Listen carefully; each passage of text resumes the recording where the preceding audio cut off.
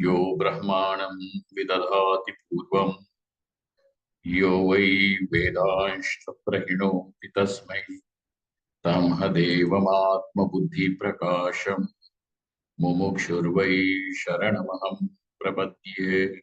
ॐ शान्ति शान्ति शान्तिः। ॐ नमो ब्रह्मादिभ्यो ब्रह्मविद्या संप्रदायकर्तृभ्यो वंश ऋषिभ्यो महद्भ्यो नमो गुरुभ्यः।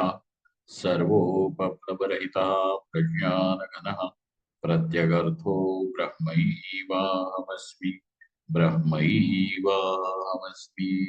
ओम्।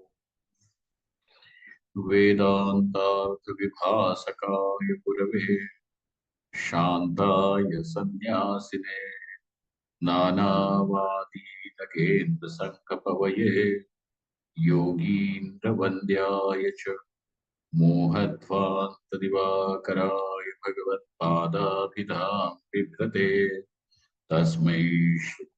तस्मै भाष्यकृते नमोऽस्तु सततम्। पूर्णाय बोधात्मने।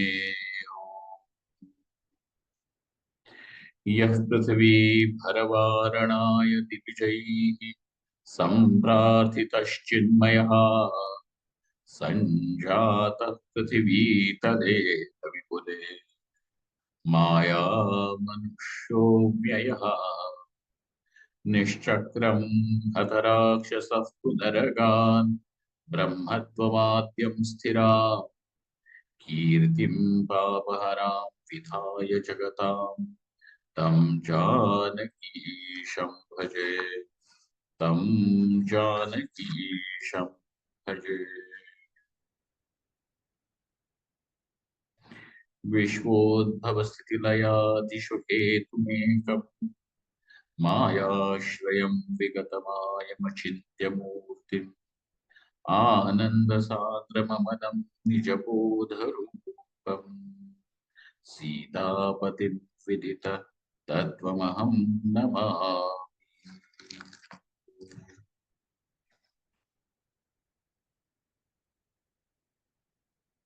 हमारी यात्रा सगुण से निर्गुण की है। सगुण से निर्गुण की का अर्थ यही है कि जो हम अपने आप को सगुण साकार देह एक विशिष्ट स्त्री पुरुष युवा वृद्ध इस आकार में मानते हैं वह, और अपने आप को मैं बुद्धिमान, मैं सुंदर, मैं कुरूप, मैं पापी, मैं पुण्यवान इत्यादि गुणों से युक्त ही देखते हैं। तो इस मैं की प्रतीति तो सभी को है। जो जानकीश है, जानकी के पति है, वह ईश विदित तत्व तो है। ऐसा कोई भी यहाँ पे व्यक्ति न है कि जो ये कहे कि मैं अपने आप को न जानता, क्योंकि मैं हूं। यह प्रतीति, यह अनुभव सभी को है। सुख की अवस्था हो अथवा दुख की अवस्था, जागृत हो कि स्वप्न हो कि सुषुप्ति, समाधि अवस्था में भी जिसका कभी वियोग नहीं होता वह परमात्मा है। अवस्था चाहे जो भी हो, लेकिन जिस तत्व का कभी वियोग नहीं होता है वह परमात्मा। अब तय करो, जागृत स्वप्न सुषुप्ति हो, समाधि हो, मूर्छा हो, जन्म हो कि मृत्यु हो, सुख हो कि दुख हो, ऐसी कौन सा तत्व है कि जिसका कभी वियोग न हुआ? तो छाती ठोक के हम एक ही बात कह सकते हैं, अहम अस्मि। अहम अस्मि इस अनुभव का कभी वियोग नहीं होता। सुषुप्ति में भी अहंकार नहीं दिखता है, परंतु अहंकार के सहित मन, बुद्धि, इंद्रिय, देह और देह के सामने फैले हुए सारे विषय, शब्द, स्पर्श, रूप, रस, गंध आदि, इन सब का अभाव दिखता है। लेकिन जिसको ये सारा अभाव जो प्रकाशित कर रहा है, उसका वियोग तो नहीं ना हुआ। इसीलिए सारे भावाभाव का जो स्वामी है, सारे भावाभाव का जो प्रकाशक है, वह विदित तत्व तो है, परंतु यह विदित नहीं कि यही जानकीश है। यही विदित नहीं कि यही समस्त सृष्टि को धारण करने वाला एक सत्य नाम का तत्व है, वही ये। इसीलिए यात्रा सगुण से निर्गुण की है, और वहां पे उस मैं का कोई नाम नहीं है, क्योंकि सारे नाम इसी मैं के हैं। जिसके सारे आकार है, उसका अपना कोई आकार नहीं। गोल लोटे में जल भर दे तो जल गोल दिखता है, चौकोर डिब्बे में भर दो तो चौकोर दिखता है, लंबा खींचो तो लंबा दिखता है, फैला दो तो फैला हुआ सा लगता है। जल का कौन सा आकार है, बताओ। जिस आकार में देखना चाहोगे, जिस उपाधि से, उस आकार की और उस उपाधि से उस आकार का जल दिखता। इसीलिए सारे आकार जल के हैं, परंतु वास्तविकता तो यह है कि जल का कोई आकार ही।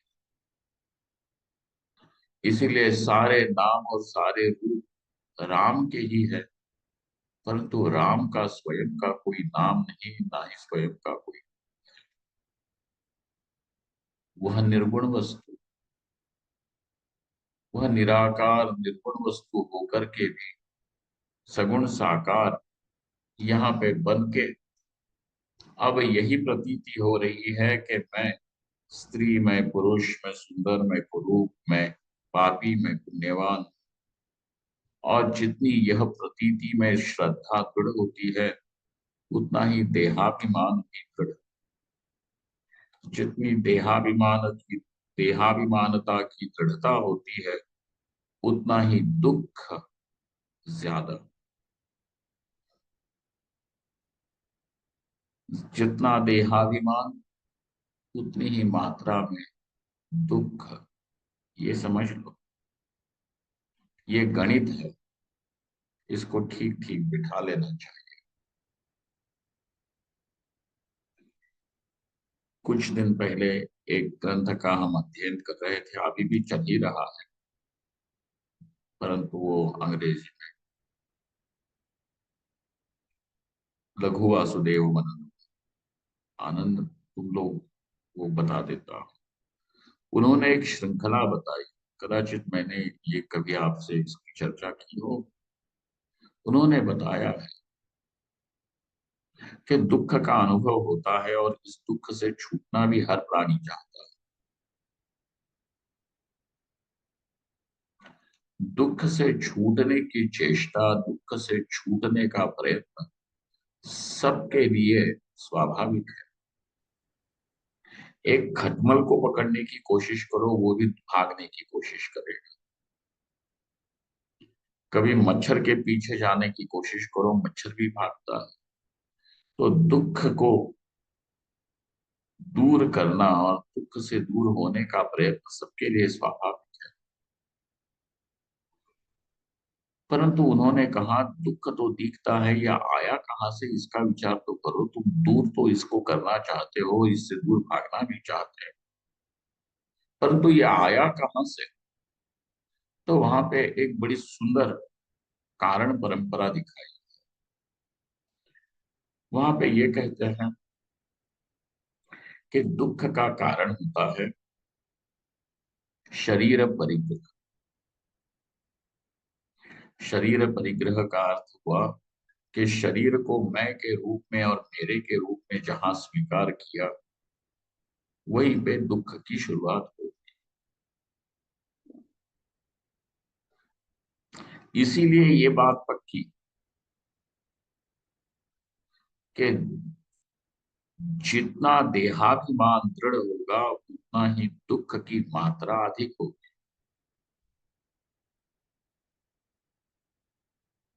तो यही तो देखना है और समझना है कि यह मैं इस देह से भिन्न हूं। अनेक देहों को धारण भले ही किया हुआ हो, परंतु मेरा कोई नहीं। और मैं निश्चित रूप से ये देह, कोई भी देह मेरा नहीं, और निश्चित रूप से मैं भी देह नहीं।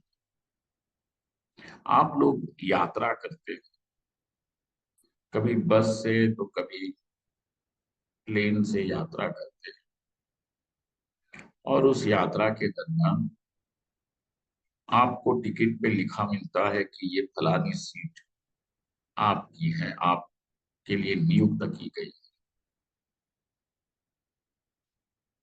यदि आपके सीट में आप दूसरे किसी यात्री को देखते हो तो आप कहते हो भाई साहब ये हमारी है, आप उठ जाइए, आप अपनी जगह जाइए। आप यात्रा में उस सीट को अपना मान लेते हैं, मेरा है। तो जैसे ही तुम्हारा गांव आता है, तुम्हारा गंतव्य स्थान आता है, तो तुम उतर जाते हो अपना सामान लेकर के। तो दूसरा यात्री अगर आपको बोले कि भाई साहब ये आपकी सीट है, उठा के ले जाओ, तो क्या होगा? तो ये है कि सीट तो हमारी है नहीं, परंतु कुछ काल के लिए हम स्वीकार कर बैठे हैं कि ये हमारी है, और आपका व्यवहार चल जाता है, आपकी यात्रा सुखद हो सकती। वैसे ही ये देह ना ही मैं हूं ना ही मेरा है, परंतु कुछ काल के लिए ये स्वीकृति है कि मैं ये व्यक्ति हूं, और इसीलिए यहाँ पे यह देह मेरा, और इसके द्वारा किए जाने वाले कर्म कर्तव्य भी मैं करता हूँ।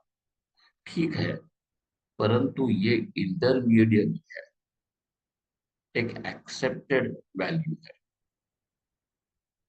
वास्तविकता तो ये है कि यह मैं ना ही कोई देह है, ना ही इसका कोई देह है। भगवान श्री कृष्ण यही कहते हैं कि देख मेरी विचित्र बात, पश्य में योगमईश्वरम। ना ही ये भूत मुझ में है, ना ही मैं इनमें हूं, फिर भी ये सब कुछ दिख रहा है, विचित्र संसार दिख रहा है।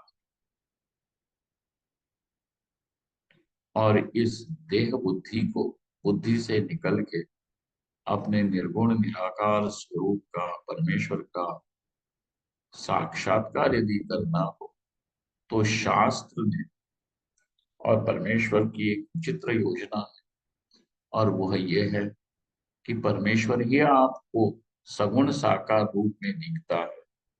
वही सगुण साकार रूप में आकर के आपको बताता है कि मैं परमेश्वर निर्गुण निराकार तुम्हारा स्वरूप कैसे है।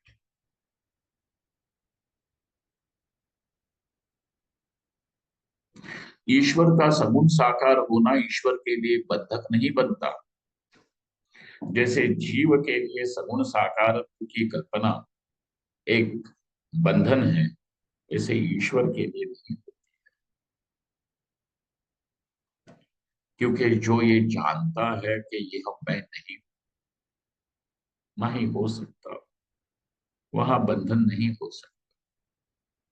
इसीलिए ईश्वर का अनुभव और ब्रह्मज्ञानी का अनुभव तुल्य है, समान है। जैसे ईश्वर के लिए ये सारी दुनिया अपने में ही दिखती है, वैसे ही ब्रह्मज्ञानी को भी यही दिखता है। इसीलिए ईश्वर का मैं और ब्रह्मज्ञानी के मैं में कोई अंतर नहीं। ब्रह्मज्ञानी का मैं और ईश्वर का मैं बिल्कुल एक।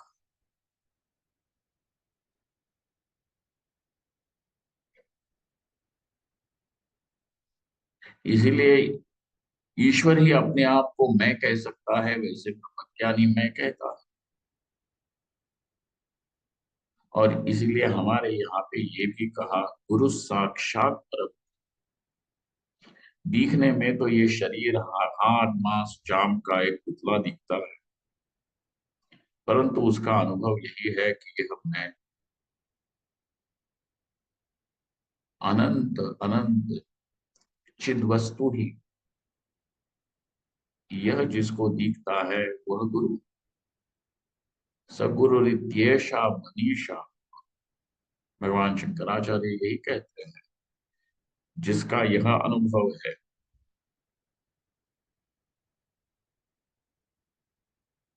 वह गुरु है, ऐसी मेरी मनीषा है। सगुरु इत्येषा मनीषा, फिर वो चांडाल हो कि ब्राह्मण हो, जिसका अनुभव यह है वही गुरु। अब ईश्वर राम रूप में तो आए हैं, केवल यही दिखाने के लिए कि तुम निर्गुण निराकार हो, मैं निर्गुण निराकार हूं, और कोई आकार न होने के कारण भेद नहीं है। भेद करने वाले तो आकार है, भेद करने वाला तो नाम है। जहां नाम रूप नहीं है वहां भेदक, जहां नाम नहीं, रूप नहीं, गुण नहीं, क्रिया नहीं, वहां भेदक ऐसा क्या होगा? भेद करने वाला क्या चीज है कि वो दिखाए कि यह ईश्वर और ये ईश्वर नहीं, वह तो। जब तक के नाम रूप के साथ यहाँ पे तादाद में, शरीर आदि के साथ तादाद में है, गुणों के साथ तादाद में है, इंद्रिय मन बुद्धि के साथ तादाद में है, तब तक के भेद की प्रतीति है। जब इनके साथ का तादाद में छूट जाए तो भेद की प्रतीति। इसीलिए ईश्वर विदित तत्व है। विदित तत्व अहम नमामि।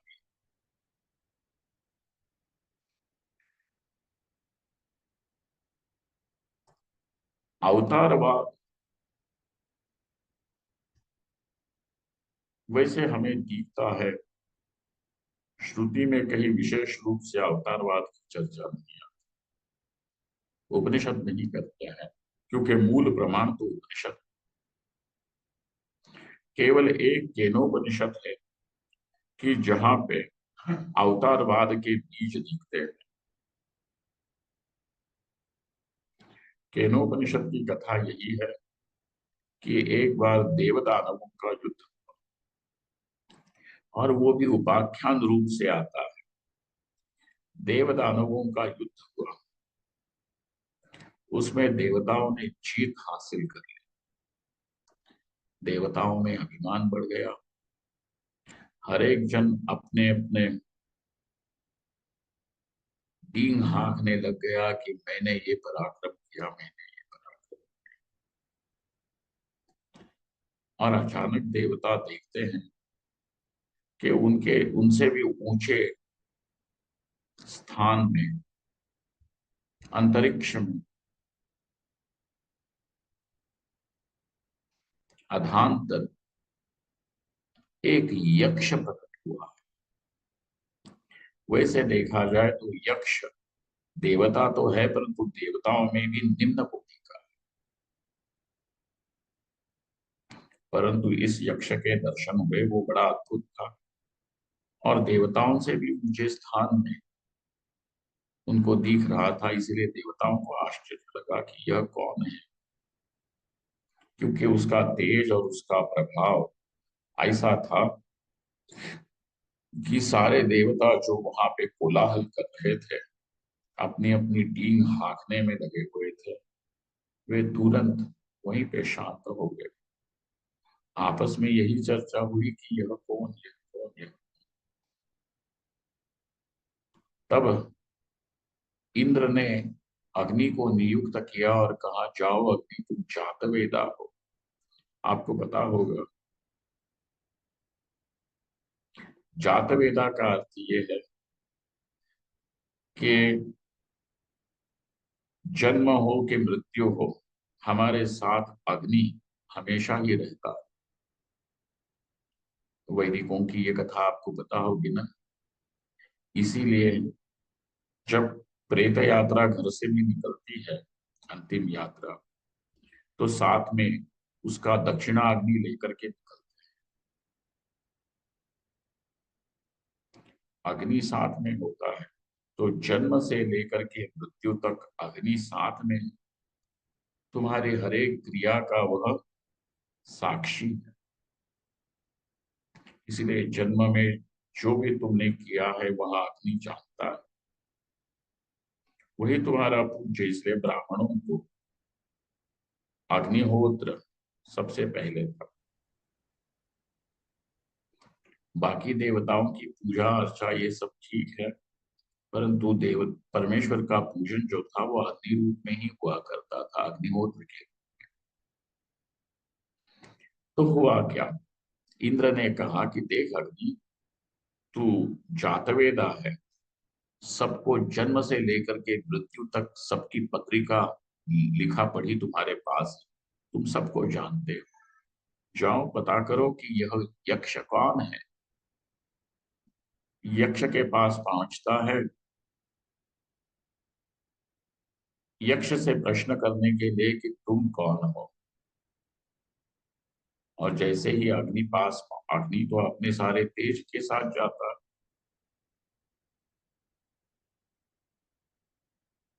धक्कड़ है, परंतु जैसे ही पहुंचता है वो यक्ष अग्नि से प्रश्न करता है कि तुम कौन हो। आज तक अग्नि को ये कभी प्रश्न ही नहीं किसी ने पूछा, क्योंकि अग्नि को कौन नहीं जानता। दाहक जो है, बच्चे को भी एक बार समझा दिया जाता है, हाँ हाथ लगा लो, है ना। एक बार कोई गर्म बर्तन वर्तन कप वप को हाथ लगा देता है, और फिर उसके बाद उसको समझ में आता है कि हाँ का मतलब क्या है। तो जिस चीज को तुम हाँ बोलो वो उसको छुएगा। अग्नि ऐसा धक्कड़ है कि कौन नहीं जानता है अग्नि। इसीलिए अग्नि को तो आश्चर्य लगा कि ये मुझे पूछता है कि मैं कौन हूं। सर्वविदित जो मैं, अग्नि का गर्व चूर चूर कर देता है, वायु का भी गर्व चूर कर देता है। आखिरकार इंद्र स्वयं चला जाता है, और जैसे ही इंद्र आता है वो यक्ष इंद्र से बात करना भी इनकार कर देता है और वही अंतर्धान हो जाता है। इंद्र का इतना घनघोर अपमान किसी ने नहीं किया था। परंतु इंद्र लौट के नहीं आता। इंद्र उसी स्थान में खड़ा हो जाता है जिस स्थान में अब दर्शन हुए थे। निराश जरूर होता है, दुखी होता है, परंतु निकलता नहीं, वहीं खड़ा हो जाता है। और चूंकि उसकी इस तितिक्षा और इस जिज्ञासा के कारण उसी आकाश में, जिस स्थान में वह तेजस्वी यक्ष प्रकट हुआ था, वहीं पे दैदीप्यमान देवी प्रकट होती है, उमा, हिमावती। हिमवान की कन्या उमा ब्रह्म विद्या प्रकट होती है। सारे शरीर में अलंकार पहने हुए बड़ी सुंदर माता प्रकट हो जाती है, और वो इंद्र से कहती है, पहचाना नहीं, तुम्हारे इस गर्व को चूर नहीं करने के, कि जो तुम कहते हो कि मैंने किया, मैंने किया, मैंने किया, इस बात को ही चूर चूर करने के लिए ये यहाँ पे आए। यही यक्ष, ये परमेश्वर है, यही शिव। ये उपनिषद की कथा अवतारवाद की प्रेरणा है।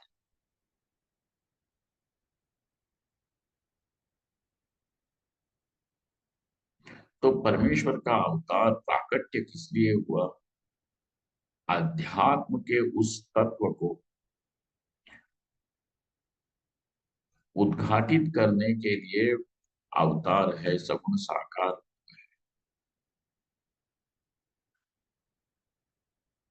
यही अनुग्रह, मैं कर्ता मैं भोक्ता इत्यादि यह जो भावना है, इसी को चूर्ण करने के लिए, नष्ट ध्वस्त करने के लिए अवतार का, भगवान का अवतार कहा जाता है। अब यहाँ पे ठीक उसी बात को आगे ले चलते हैं। हाँ, हाँ, कहते हैं माता पार्वती पूछती है कि प्रभु आप बताइए कि ये राम परब्रह्म कैसे, सगुण साकार जो दिख रहे हैं, और सगुण साकार दिख रहे हैं तो सगुण साकार की क्रियाएं भी दिखेंगी, कर्म भी दिखेगा। और वो कर्म तो बड़ा सर्वसाधारण दिखता है कि ये अपने स्त्री के लिए विलाप करते हुए दिखते हैं, रोते हैं, हाँ सीते करके उस अरण्य में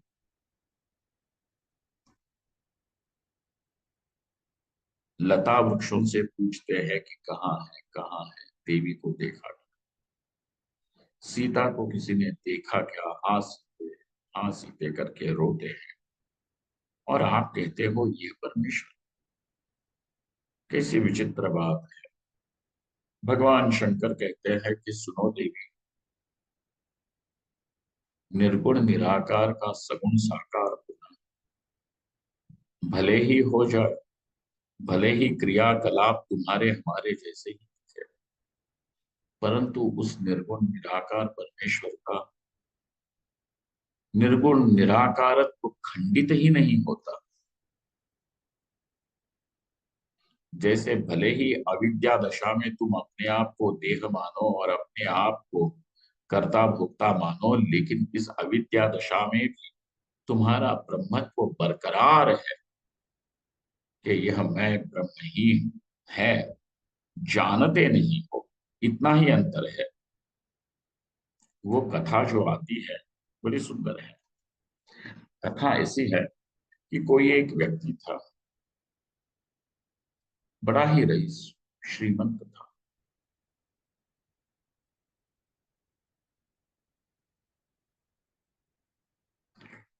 उसने अपने घर में कहीं पे सुवर्ण मुद्राओं से भरा हुआ एक घड़ा दबा दिया जमीन के नीचे, क्योंकि पहले के जमाने में लोग इसी प्रकार अपने सुवर्ण को सुरक्षित रखते थे, बैंक इत्यादि नहीं थे। उसने उसको दबा के रख दिया, घर के किसी दीवान खाने के किसी कोने में दबा के रख दिया। अब इस बात को कोई नहीं जानता था, बस एक उसका मित्र था, उसको बता दिया था। विश्वास पात्र लोग कोई होते हैं। वो मर गया, उसका बेटा बहुत छोटा था, उस व्यक्ति को पता ही नहीं। अब बाप मरने के बाद घर में दारिद्र्य ही दारिद्र्य, खाने की भी नौबत। ये ऐसे तैसे थोड़ा जवान हो गया, फटे पुराने कपड़े पहन रहा है, खाने के लिए ढंग से उसको एक समय का भोजन भी नहीं मिलता। इस प्रकार इतना दरिद्रता और कृपणता से जीवन जी रहा था। उसके बाप का जो मित्र था वो भी अब बूढ़ा हो चुका था। एक दिन उस बूढ़े ने इस बच्चे को बुलाया और कहा, देख बेटा, ये क्या हालत तुमने बना के रखी, घर की दीवारें गिर रही है, खाने के लिए कुछ नहीं, पहनने के लिए ये ऐसी हालत है, तुम करोड़ों के मालिक हो। उसने कहा, चाचा जी आप ऐसा मजाक मत बनाइए, शायद हमारे पिताजी के समय में हमारे घर संपन्न व्यवस्था थी, परंतु अब वह संपन्नता नहीं है, दारिद्र्य ने हमको घेर रखा है। उसने कहा कि नहीं है, तुम्हारे पास भी इतना धन है कि तुम्हारी 7 पीढ़ियां भी बैठ के खा सके, इतना धन। तुम्हारे बाप ने इतनी कमाई करके रखी है। तो वो कहता, अगर होता तो हम ऐसे फटे पुराने कपड़े और आधे पेट में क्यों रहते। उसने कहा, देख बेटा, तुम्हारे ही घर में है। घर में कहाँ है, घर में होता तो यह अवस्था कैसी होती। तुम्हारे पास है। और वो स्थान निर्देशित कर देता है, कि इंगित कर देता है कि कहाँ पे वह दबा हुआ पड़ा है। उसके बाप ने कहाँ दबा के रखा है वो स्वर्ण का घड़ा। उसको मिल जाता है। कहने का, उसका दारिद्र्य नष्ट हो जाता है। तात्पर्य इतना ही है कहने का, कि उसकी दारिद्र दशा में भी उसके पास स्वर्ण था ही था। उस दारिद्र दशा में भी उसके पास संपन्नता तो थी ही थी। फिर क्यों नहीं उसने उस दारिद्र्य का निवारण किया। तो इसका उत्तर यही है, क्योंकि वो जानता नहीं। वैसे ही अभी इस दशा में भी, जिस दशा में अपने आप को हम जीव कहते हैं, कर्ता भोक्ता स्त्री पुरुष इत्यादि इस प्रकार के नाना कल्पों में बंधे पड़े हुए हैं, इस अविद्या दशा में भी तुम्हारा ब्रह्मत्व के ब्रह्मत्व बरकरार है। कभी खोया नहीं, कभी नष्ट नहीं हुआ। यह आत्मा इस समय में भी ब्रह्म ही है। जैसे हो, जहां बैठे हो, ब्रह्म हो। ये बात सत्य है। बस तुम्हारे सगुण साकार होते हुए भी जैसे तुम्हारा निर्गुण निराकार सुरक्षित है, वैसे ही ईश्वर का भी, यद्यपि राम रूप होकर के आना, भूमि में विचरण करना, नाना प्रकार की लीलाएं करना, इस सब में भगवान का निर्गुण निराकार कभी खोया नहीं। दूसरी बात आपको बता दें, कि आप में और भगवान में क्या अंतर है।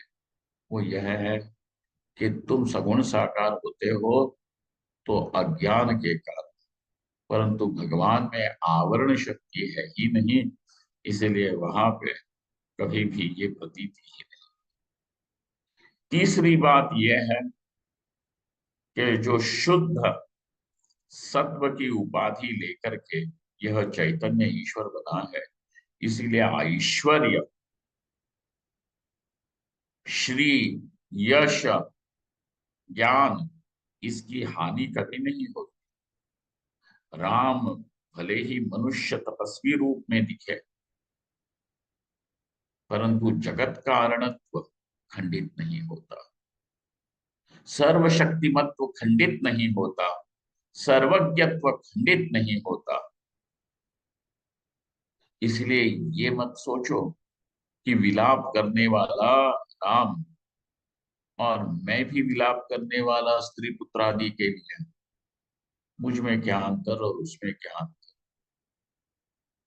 पहला अंतर तो ये है कि तुम अज्ञानी के अज्ञान। दूसरा अंतर यह है कि ईश्वर अज्ञानी भी नहीं, और ईश्वर का सगुण साकार होते हुए भी ऐश्वर्य वैसे के वैसे बरकरार सुरक्षित है। ऐश्वर्य भी, सर्वशक्तिमत्व, सर्वज्ञत्व वैसे के वैसे ही रहता है। इसलिए पार्वती, अपने आप को यदि तुम जनाना चाहती हो कि तुम्हारी वास्तविकता क्या है, तो राम का भजन, राम का भजन। स्वमायया कृष्णमिदं हि सृष्ट्वा नभो वदन्तर्बहिरास्थितो यः सर्वान्तरस्थोऽपि निगूढ आत्मा स्वमायया सृष्टमिदं विचष्टे। अपने ही माया से इस सारे जगत की सृष्टि करके नभो वदंतर बहिरास्थितो यः, जैसे आकाश घड़े के अंदर बाहर सब जगह, वैसे ही ये निगूढ़ आत्मा, निगूढ़ का अर्थ होता है कि इतना छिपा हुआ, निशेषण भाई, तुम इसके पीछे दुनिया भर की सारी खुफिया एजेंसी भी लगा दो, गुप्तचर लगा दो, तभी भी न खोज पाओगे इसका राज। निगूढ़ आत्मा स्वमायया सृष्टमिदं विचष्टे। इसलिए हिरण्यकशिपु सब जगह खोज रहा है, कहाँ है, कहाँ है, कहाँ। मैं तो तुम्हें, तुम तो मेरे दुश्मन, मैं तुम्हें खोज के रहूंगा, खोज रहा है लेकिन विष्णु मिलता है। देखो कितनी विचित्र बात है। विष्णु शब्द का अर्थ होता है व्यापक।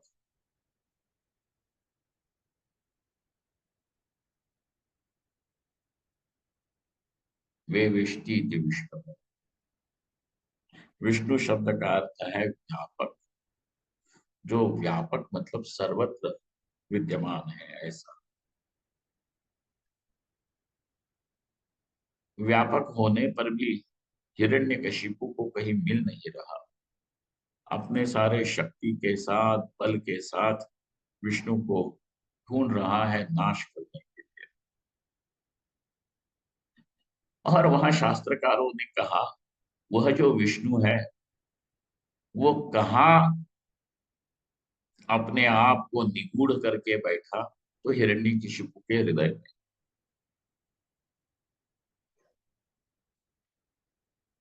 छिप गया। स्वमायया कृष्णमिदं हि सृष्ट्वा नभो वदन्तर्बहिरास्थितो यः सर्वान्तरस्थोऽपि निगूढ़ आत्मा स्वमायया सृष्टमिदं विचष्टे। और अपनी ही माया से इस सारे नामरूपात्मक प्रपंच का सृजन किया और स्वयं प्रकाशक बन करके इसका प्रकाश भी कर रहा है। अब इसका अर्थ यही है कि इस सारे प्रपंच को जो सत्ता प्रदान करता है और इस प्रपंच को स्फूर्ति अर्थात प्रकाश करता है,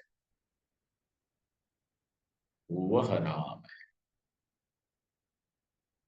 देखो पार्वती, तुम राम का परिचय मांगती हो, ये राम का परिचय ले, कि जो सबको सत्ता प्रदान करे और सबका प्रकाशक जो है वह राम। विचष्टे, विचष्टे मतलब प्रकाश है।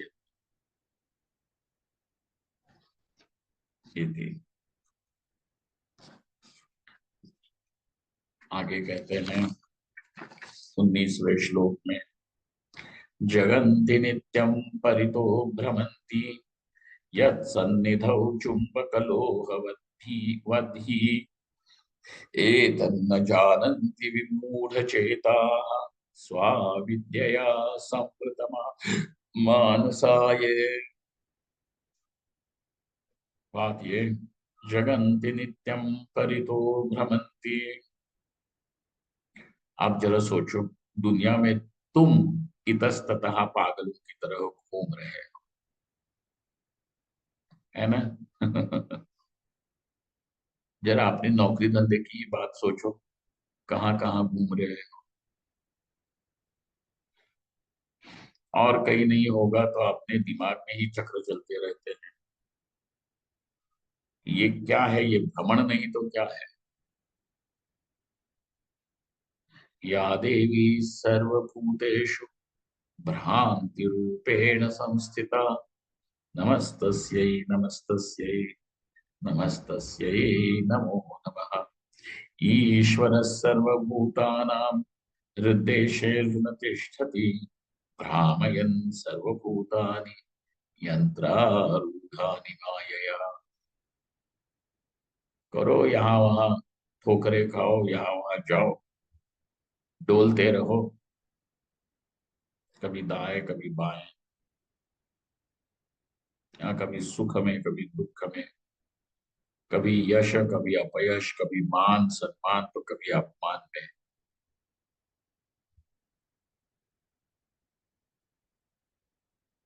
डोलते रहो, यहाँ वहां घूमते रहो।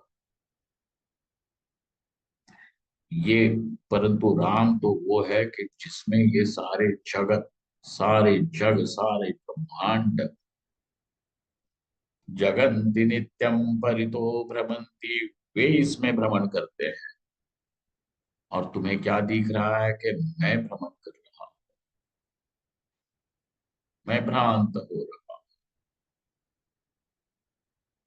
राम वो कि जिसमें ये ब्रह्मांड सारे 14 भुवन अनंत कोटि ब्रह्मांड जिसमें भ्रमण कर रहे हैं, वह जगन्ति नित्यम परितो भ्रमंती। बोले किस प्रकार से ये संभव है? तो क्या राम सबको अपनी उंगली पे नचा रहा है क्या? कहा कुछ करता नहीं है। यही तो बात समझनी है कि राम अकर्ता है। चुंबकवद लोहवती, बस जिसकी सन्निधि में, जैसे लोह चुंबक की सन्निधि में लोह के कण सुइयां जो होती है वो इतस्ततः चलती है, अपने आप खींची जाती है। चुंबक कुछ नहीं करता। चुंबक ना ही उनको निमंत्रण देता है आप पास में आओ, या दूर जाने के लिए आदेश देता है। बस चुंबक की सन्निधि में ही सब होता है। वैसे ही राम की सन्निधि में ही ये सारा जगत आता है, जाता है, दिखता है।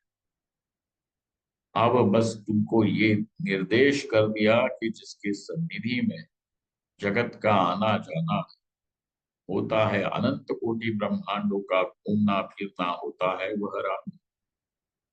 एतन्न जानन्ति विमूढ़ चेता, परंतु जिनके चित्त विमोहित है वे जान ही नहीं सकते। एतन्न जानन्ति विमूढ़ चेता, फिर वे क्या मानते हैं? खुद को भी भ्रमण करने वाले मानते हैं और राम को भी दंडकारण्य में विलाप करते हुए भ्रमण करने वाला एक दशरथ का पुत्र मानते हैं। स्वाविद्यया संवृत मानसाय, क्योंकि उनके मानस जो है वो अविद्या से, अज्ञान से संवृत है। इसी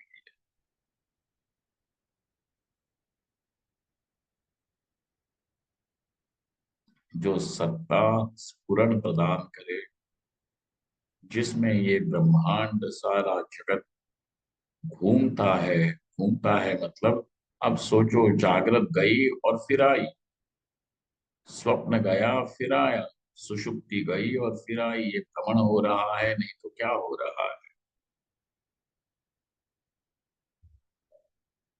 हम्म?